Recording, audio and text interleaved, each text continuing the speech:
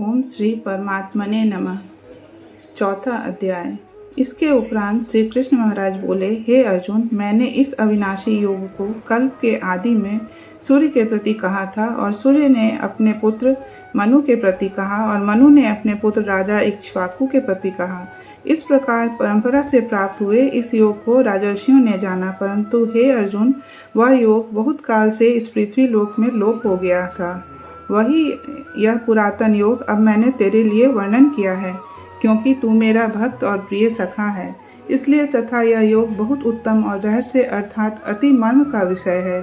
इस प्रकार भगवान श्री कृष्णचंद्र महाराज के वचन सुनकर अर्जुन ने पूछा, हे भगवान, आपका जन्म तो आधुनिक अर्थात अब हुआ है और सूर्य का जन्म बहुत पुराना है, इसलिए योग को कल्प के आदि में आपने कहा था, यह मैं कैसे जानूं? इस पर श्री कृष्ण महाराज बोले, हे अर्जुन, मेरे और तेरे बहुत से जन्म हो चुके हैं, परंतु हे परंतप, उन सबको तू नहीं जानता है और मैं जानता हूँ। मेरा जन्म प्राकृत मनुष्यों के सदृश नहीं है।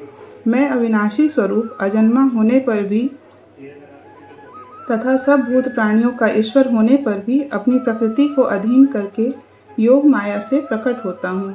हे भारत, जब जब धर्म की हानि और अधर्म की वृद्धि होती है, तब तब ही मैं अपने रूप को रचता हूँ अर्थात प्रकट होता हूँ, क्योंकि साधु पुरुषों का उद्धार करने के लिए और दूषित कर्म करने वालों का नाश करने के लिए तथा धर्म स्थापन करने के लिए युग युग में प्रकट होता हूँ। इसलिए हे अर्जुन, मेरा वह जन्म और कर्म दिव्य अर्थात अलौकिक है।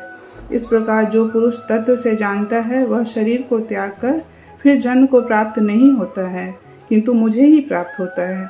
हे अर्जुन, पहले भी राग, भय और क्रोध से रहित अनन्य भाव से मेरे में स्थिति वाले मेरे शरण हुए बहुत से पुरुष ज्ञान रूप तप से पवित्र हुए मेरे स्वरूप को प्राप्त हो चुके हैं, क्योंकि हे अर्जुन, जो मेरे को जैसे भजते हैं, मैं भी उनको वैसे ही भजता हूँ। इस रहस्य को जानकर ही बुद्धिमान मनुष्यगण सब प्रकार से मेरे मार्ग के अनुसार बढ़ते हैं।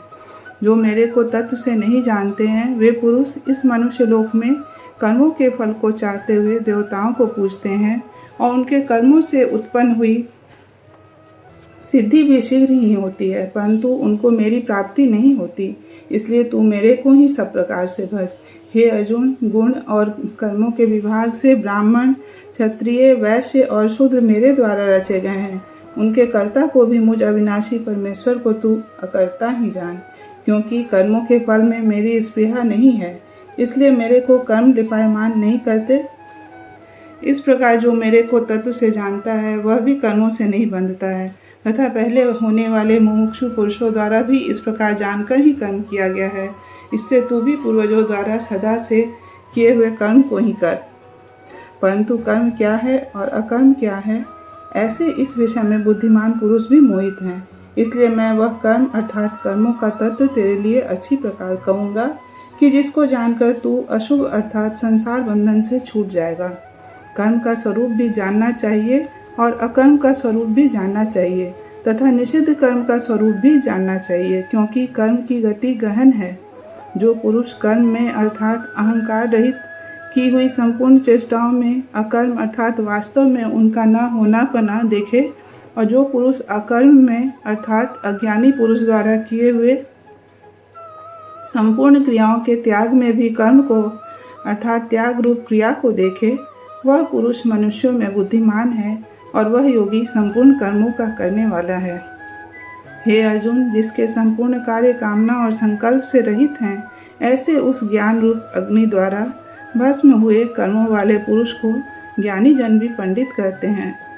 जो पुरुष सांसारिक आश्रय से रहित सदा परमानंद परमात्मा में तृप्त हैं, वह कर्मों के फल और संग अर्थात कर्तृत्व अभिमान को त्याग कर कर्म में अच्छी प्रकार बढ़ता हुआ भी कुछ भी नहीं करता।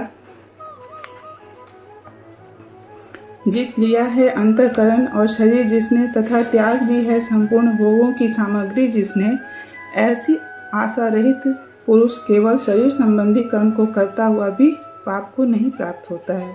अपने आप जो कुछ प्राप्त हो उसमें ही संतुष्ट रहने वाला और हर्ष शोकादि द्वंद्वों से अतीत हुआ तथा मत्सरता अर्थात ईर्ष्या से रहित सिद्धि और असिद्धि में समत्व भाव वाला पुरुष कर्मों को करके भी नहीं बंधता है, क्योंकि आसक्ति से रहित ज्ञान में स्थित हुए चित्त वाले यज्ञ के लिए आचरण करते हुए मुक्त पुरुष के संपूर्ण कर्म नष्ट हो जाते हैं।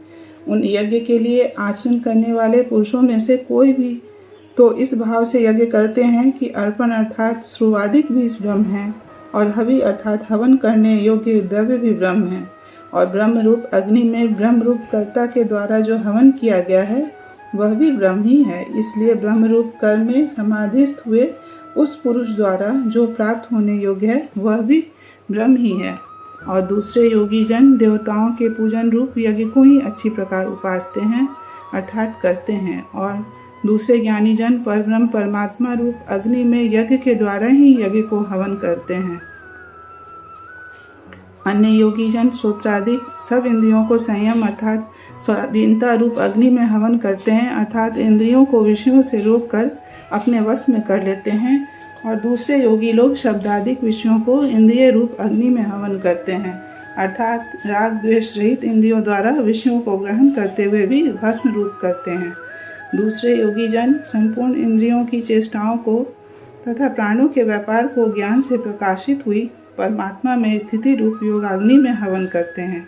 दूसरे कई पुरुष ईश्वर अर्पण बुद्धि से लोक सेवा में द्रव्य लगाने वाले हैं, वैसे ही कई पुरुष स्वधर्म पालन रूप तप यज्ञ को करने वाले हैं, और कई अष्टांग योग रूप यज्ञ को करने वाले हैं, और दूसरे अहिंसादि तीक्ष्ण व्रतों से युक्त यत्नशील पुरुष भगवान के नाम का जप तथा भगवत प्राप्ति विषय शास्त्रों का अध्ययन रूप ज्ञान यज्ञ करने वाले हैं। दूसरे योगी जन अपान वायु में प्राण वायु को हवन करते हैं, वैसे ही अन्य योगी जन प्राण वायु में अपान वायु को हवन करते हैं, तथा अन्य योगी जन प्राण और अपान की गति को रोककर प्राणायाम के परायण होते हैं। दूसरे नियमित आहार करने वाले योगी जन प्राणों को प्राणों में ही हवन करते हैं। इस प्रकार यज्ञों द्वारा नाश हो गया है पाप जिनका, ऐसे यह सब ही पुरुष यज्ञों को जानने वाले हैं।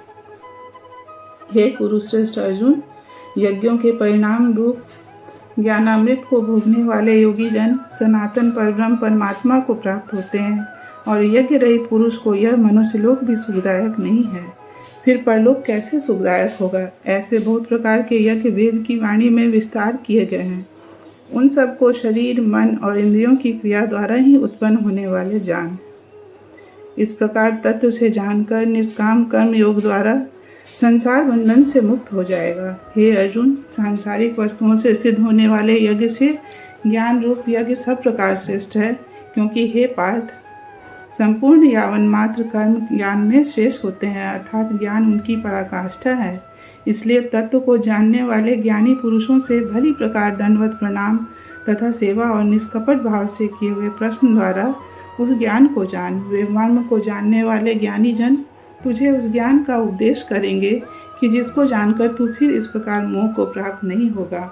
और हे अर्जुन, जिस ज्ञान के द्वारा सर्वव्यापी अनंत चेतन रूप हुआ अपने अंतर्गत समष्टि बुद्धि के आधार संपूर्ण भूतों को देखेगा और उसके उपरांत मेरे में अर्थात सच्चिदानंद स्वरूप में एक ही भाव हुआ सच्चिदानंद में ही देखेगा।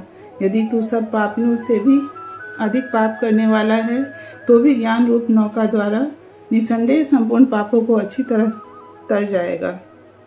हे अर्जुन, जिस जैसे प्रज्वलित अग्नि ईंधन को भस्ममय कर देता है, वैसे ही ज्ञान रूप अग्नि संपूर्ण कर्मों को भस्ममय कर देता है। इसलिए इस संसार में ज्ञान के समान पवित्र करने वाला निसंदेह कुछ भी नहीं है। उस ज्ञान को कितने ही काल से अपने आप समत्व बुद्धि रूप योग के द्वारा अच्छी प्रकार शुद्धांतःकरण हुआ पुरुष आत्मा में अनुभव करता है। हे अर्जुन, जितेंद्रिय तत्पर हुआ श्रद्धावान पुरुष ज्ञान को प्राप्त होता है। ज्ञान को प्राप्त होकर तत्क्षण भगवत प्राप्ति रूप परम शांति को प्राप्त हो जाता है। हे अर्जुन, भगवत विषय को न जानने वाला तथा सदा रहित और संशय युक्त पुरुष परमार्थ से भ्रष्ट हो जाता है। उनमें भी संशय युक्त पुरुष के लिए तो न सुख है और न यह लोक है, न परलोक है, अर्थात यह लोक और परलोक दोनों ही उसके लिए भ्रष्ट हो जाते हैं।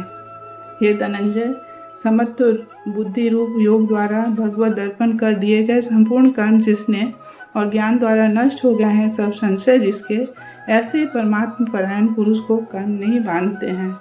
इससे हे भरतवंशी अर्जुन, तू समत्व बुद्धि रूप योग में स्थित हो और अज्ञान से उत्पन्न हुए हृदय में स्थित इस अपने संशय को ज्ञान रूप तलवार द्वारा छेदन करके युद्ध के लिए खड़ा हो। श्री कृष्ण और अर्जुन के संवाद में ज्ञान कर्म संन्यास योग नामक 14 अध्याय पूरा हुआ।